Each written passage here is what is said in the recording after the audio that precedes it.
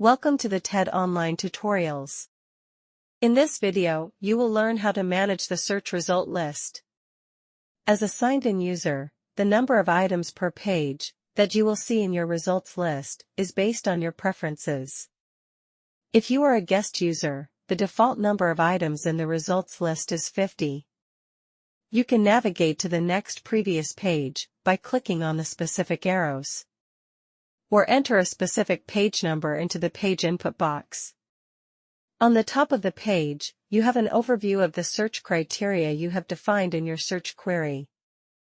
You can select Edit Search to modify your search query. On the left, you can use the facet to refine your search results. Select an option to view the notices which correspond to your choice. The number in brackets represents the number of the notices corresponding to each option. Furthermore, you can download in PDF or XML format the selected notices or the entire results list. As a signed-in user, you have additional possibilities. You have the option to save the search and manage it later using your dashboard.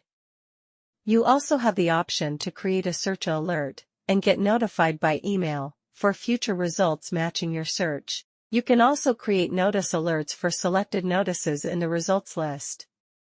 Additionally, as the URL includes the parameters representing your search query, you can also directly edit your search by adapting the URL.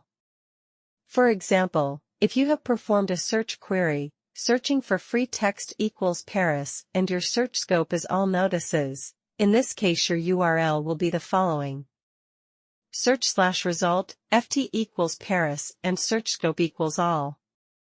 By adapting the URL, you can directly define a new free text parameter, or a different search scope, setting it to active or current for the latest OJS issue.